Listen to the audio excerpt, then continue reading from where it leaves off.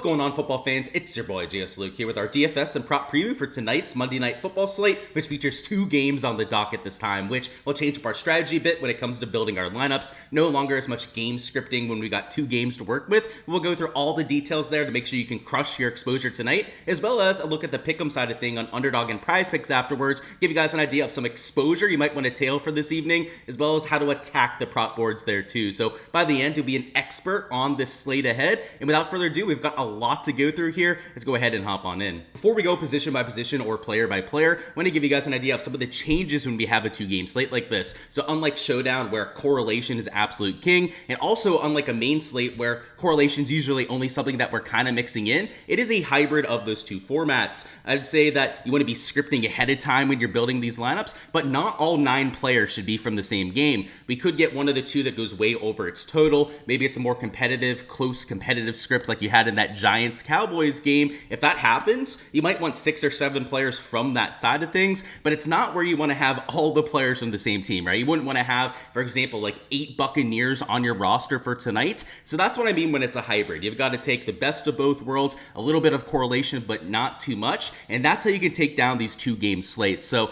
that's the kind of lens that we're going to be looking at this slate through. And in general, you're going to hear some of my game scripting notes as we go through it as well. So let's start at the quarterback position, because this is where a lot of that game scripting begins. And my favorite quarterback tonight is going to be Baker Mayfield and the Buccaneers. They're going up against the Houston Texans defense, who, believe it or not, are favorites tonight. And I personally don't agree with that. I think that the Buccaneers are the better team here. They've got the more well-rounded offense. Both defenses are pretty solid. Middle of the pack, maybe slightly above average on that side of the ball. And though they are on the road, I would have them as about 3.5-point favorites tonight. So I'm going to be using him in quite a few lineups. He's got the second best raw projection on the slate, but the byproduct of him not being quite as good of a projection as a Justin Herbert is that he's coming in at slightly lower ownership. So it's not like you're getting a quote-unquote leverage play here at $6,500. Reason why a lot of your chalk, a lot of your more expensive players will be super highly owned tonight is that the pricing is unbelievably soft. If you thought that some of the Showdown pricing week 1 was softer than it should be, this is the softest that's going to be for the entire year. So you can almost play whoever the heck you want to for tonight, maybe with the exception of not taking every single stud together. You may have to leave out 1, 2 of them when it's all said and done. But guys like Baker that are $6,500, it makes little to no difference, that $1,200 price change from him down to a Geno Smith. So I'll be using Baker quite a bit. And if they happen to be playing from behind, like that game script would indicate, that 3.5-point spread favoring the Texans, then that would only be gravy here. That would lead to extra passing usage for Baker Mayfield, perhaps a further ADOT as well, giving more targets further down the field. And in GPPs, he is also my preferred option because of that slightly lower ownership. But your second quarterback here would be Justin Herbert. That is the game between the Chargers and the Raiders. The Raiders defense looked a little bit susceptible week 1. They're probably the weakest defense that we have on this slate. On the flip side, though, Justin Herbert and that Chargers defense is the best, if not the second best defense that we have out of these 4. So Geno Smith, the worst, quote unquote, worst projection out of all of these. But in terms of points per dollar value, he actually outranks a Baker Mayfield. So if I was going to be playing in cash, number 1 choice for me would be a Justin Herbert, just because he does have the best points per dollar value. But number 2 would probably be a Geno Smith. Though it's a tough matchup, they are expected to be playing from behind. That is the bigger spread between these 2 teams is in that second game between the Chargers and the Raiders. And Geno Smith looked extremely productive in week number 1. So I wouldn't completely sleep on him. He threw the ball a ton against the Patriots. And although he's not likely to go for that same kind of production, in cash, if he scores you 17 to 20 fantasy points, that's probably enough to get there in that format. And then the last quarterback here would be a CJ Stroud at $5,500. He's dealing with some wide receiver issues. A lot of his, top targets are out, including a Christian Kirk for this evening, but they're expected to be playing from ahead. I guess maybe I'm not giving CJ Stroud enough credit there as a result, but the points per dollar projections middle of the pack. You can see them there at about 3.16x. The ownership though, and this is maybe the intrigue and why I might end up changing my exposure a bit at quarterback to try and get there, is he's only 15.5% owned. So about half the ownership of these other 2 quarterbacks. So if you're in the large field GPP, the big $5 or $25, anything with over, let's say 20,000 entries, that's where I would start to look at a Stroud. But if you're in cash, if you're in a smaller field GPP, that's probably getting a little bit too cute, unless you expect that game to shoot out and you expect the Texans to be playing from way behind. And like I said, I think the Buccaneers should probably be the favorite there. So that's at least going to be in consideration. So you can see this player poll over here. This is as of early on a Monday. This is going to change quite a bit as the day goes on. For all these projections, up to date, as soon as they get updated and accounted for with some of the news that we get, make sure to check that out on my Patreon. There's a link down below to that. You can download that via the NFL DFS tier. And $15 a month not only gives you access to every single showdown slate, all these 2-game slates, every main slate that we have on the season, but also the extra coaching and tools that we have on top of that. So if you want to download these sheets, if you guys want to be a part of the community and become a better fantasy football player, then you guys know what to check out. But number 2, let's go to these running backs. And running back, in my opinion, is a lot more wide open. And based on the script that you're running at quarterback, that is going to have a drastic impact on the rest of your build. Because if we go to quarterback, and let's assume that you're using a Baker Mayfield-led lineup, then you might want to be playing for a Houston-led script. I already mentioned the fact before that you want to be considering the kind of game environment that these guys are playing in, because not only is it going to help you choose the correct quarterback's then going to help you dictate the rest of your lineup. For example, if you have a Baker Mayfield at the quarterback position, it's not like you can't use a Bucky Irving, but there's going to be some slight anti-correlation there, unless the game is going for like a 60 to 70 point total where you need the quarterbacks and the running backs from the same team. Most of my lineups with a Baker Mayfield are probably not going to have a Bucky Irving at running back. It's more so going to be your Genties, maybe an Amari and Hampton, or even a Nick Chubb or Najee Harris that I'm using in that kind of a role. And that's what I mean where the correlation matters, but it's not the end-all be-all. Like, we could still use guys like a Bucky Irving, whereas if we were playing on a showdown slate and using Baker Mayfield at captain, we probably wouldn't want to use many lineups with a Bucky Irving there. So that's why this is where the strategy starts to shift a little bit, becomes a little bit harder for the 2-game slate. But the more you play it, the more experience that you have with this sort of format, the more comfortable you're going to be in building these lineups. And Ashton Genty is there at $7,000. It is an unbelievably tough matchup against this Chargers defense, so that would be the one real negative there. Also relatively expensive, but the price tag isn't as much of an issue considering how soft the pricing is. So you can see I've got him at about 44% ownership. Same thing with Bucky Irving, about 47% himself. So it's pretty even between those two. Projection wise, it looks like it favors Genty a little bit at closer to 2.5x points per dollar value. So if I was choosing a cash play between these two, I would probably go towards the Raiders. And just like we had at quarterback, if I was going to use Geno Smith in my cash lineup, then I probably wouldn't want to use Ashton Genty at the running back position. I might go with Bucky Irving instead there. But if I did start with Justin Herbert in cash, who is probably my favorite quarterback, the highest points per dollar quarterback that we have on the slate, then Ashton Genty could really be that good second man in. We've also got Amari and Hampton here at $5,800. I am a little worried about his production tonight, but they're expected to be playing from ahead. They've got the highest total on this slate between all the different teams. The only worry for me is Najee Harris and whether he's going to get closer to 10 to 12 touches this time. As the year goes on, they're expecting him to ramp up his production as he gets more practice time, more familiarity after the eye injury that he ended up undergoing. But for the time being, Hampton is the better fantasy player, and Najee Harris is probably touchdown or bust at this point. Nick Chubb will be the quote-unquote workhorse back for the Texans, but even then, he's not the most productive running back when he's on the field, averaging less than 3.5 yards per carry over the last few years. He's somebody that is usable in large field GPPs, in my opinion. Maybe he could sneak into a cash lineup or like a smaller field GPP lineup if you had to save some salary, but I would much rather get to an Amari and Hampton that is $800 more expensive, or even the $2,000 more expensive running backs at the top. Past that, we've got guys like Rachaad White. We'll be getting some of the third down usage for the Bucs. If they're playing from behind and you're going for more of a passing heavy script, this could be somebody as you're using for a bit of a buyback to any running back usage on Houston. Let's assume that Nick Chubb somehow has a massive game. Another running back to use in that lineup might be a Rachaad White, because if they're passing, he's going to be the one getting a lot more playing time. Woody Marks is a bit of a receiving threat as well. So if you're expecting Baker and the Buccaneers to lead the script tonight, as I sort of am, a Woody Marks could be in play for that sort of lineup. Dameon Pierce, Dare Obungawale. The issue with these three is that they're all going to get some playing time tonight, so it's really difficult to narrow down which one that you're going to want. I went with Marks just because of some of that receiving upside, but we'll have to see what some of the beat reporters say throughout the day. And then we've got Zamir White. He will play a bit, but if they're not in a competitive game script, he's not going to see many touches at all, because it's going to be the Ashton Genty show for most of the evening. seeing, if they happen to be up a touchdown or,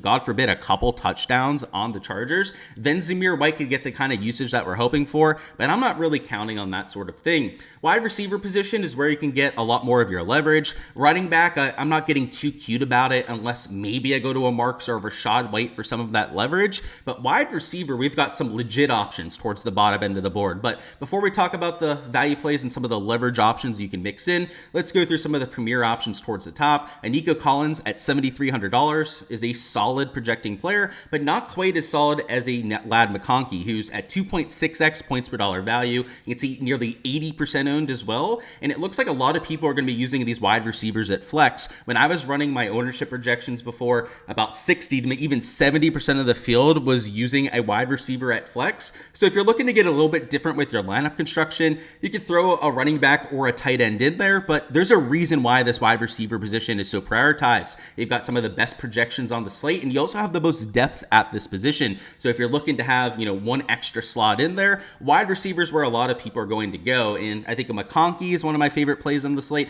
but my favorite wide receiver has to be a Mike Evans. He's $6,800. His points per dollar projection is pretty average for this portion of the board, but he's got immense upside. He's got multiple touchdown upside, as we've seen, the best red zone target that you have on the Bucs. And while Omega Ibuka is getting a lot of steam and a lot of hype, as he should after his week 1 performance, Mike Evans is a borderline Hall of Fame wide receiver. In fact, he probably is a Hall of Fame wide receiver at this stage. And for us to completely overlook him like he's not the number 1 wide receiver on that team is blasphemous. It's egregious to be making that sort of a take. So I still like Ibuka. He's probably my favorite rookie for Rookie of the Year this year, but Mike Evans is somebody I'm expecting to have a few massive games this year, and if he goes off for a 20 to 25 fantasy point game, you're going to have him at $6,800. Quinn Johnson at $5,400. He had the really big week number 1, but I'm a bit worried about some of an overreaction. I've only got him at about 14% ownership right now, and if he stays there, I will gladly use him in lineups,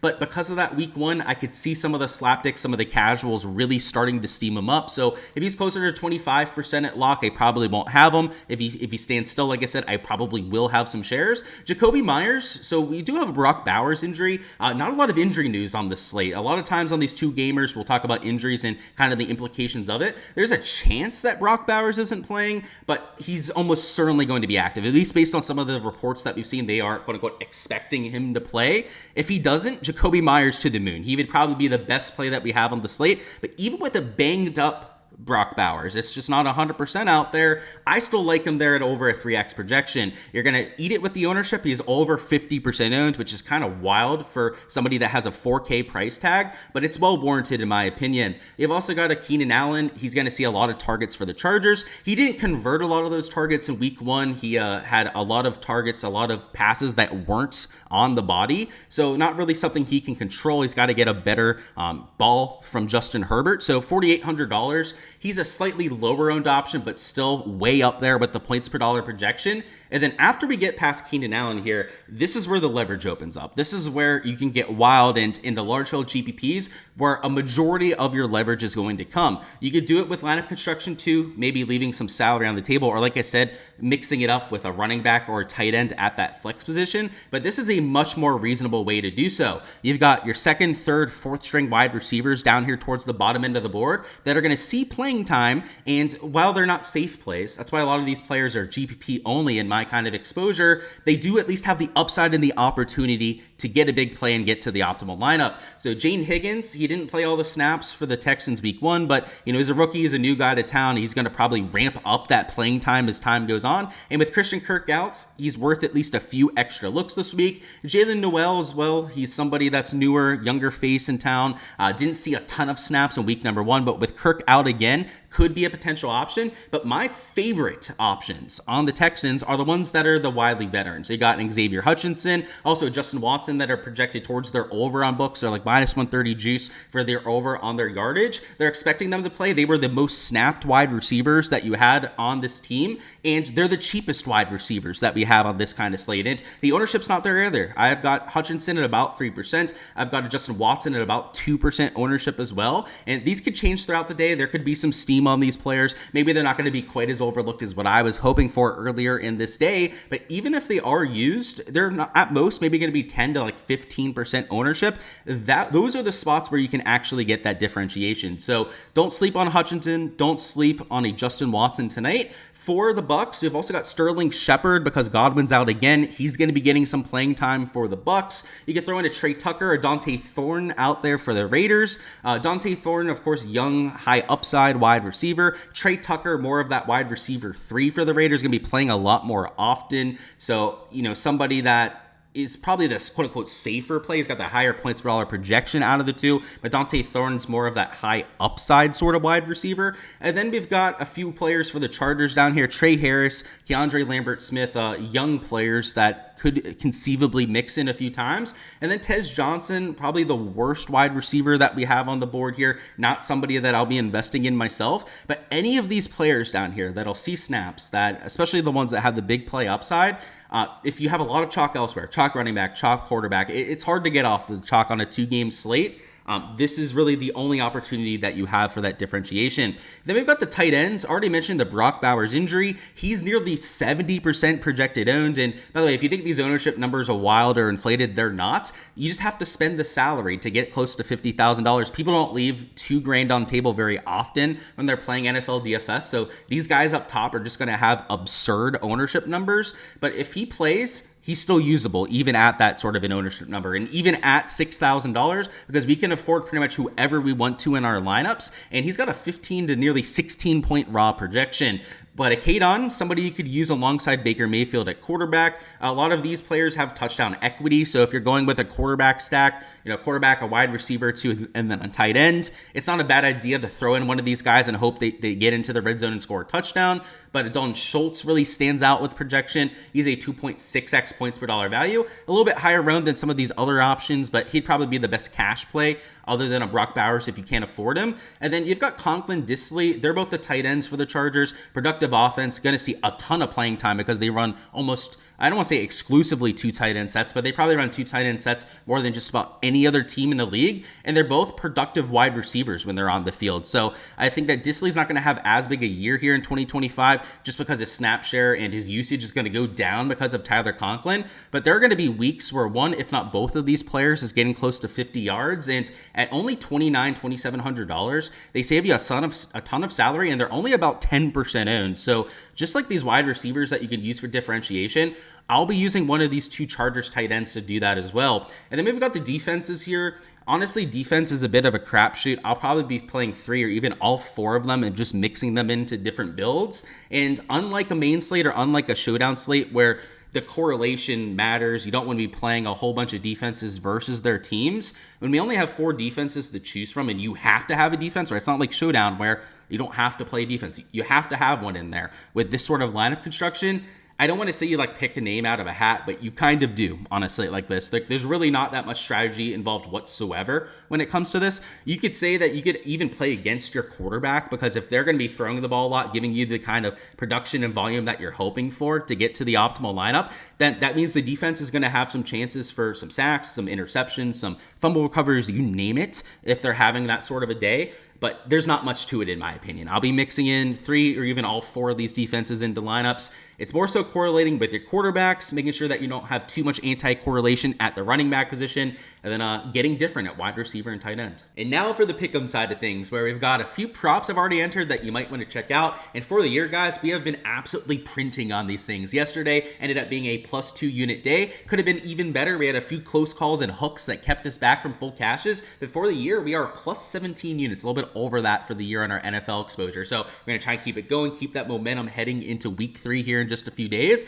And here's the slip that we've got for Monday Night Football, which is not correlated. This is just a regular 2-man slip here, 1 prop from each game, and what I think is value on either side. So let's start with the Baker Mayfield demon here, who is getting close to even money on the books. He's +100 towards his over on a site like Pinnacle. Earlier in the week, he was like -140, -150 under, and they're slight underdogs here, which I don't personally agree with, but if they are going to be playing from behind, or God God forbid, lose this game to the Texans tonight, they're going to have to throw a ball a ton. And Baker Mayfield's a quarterback that is not afraid to throw the ball down the field. You've got Mike Evans, Gsluke, you've got Kadon at the tight end position. In my opinion, this is one of the best offenses that we have in all of the NFL. So for him to not be at least even money at the 1.5 number is, I thought, a little bit disrespectful. And considering that it's a demon prop here, we're getting a 3.5x payout on this two-man combination.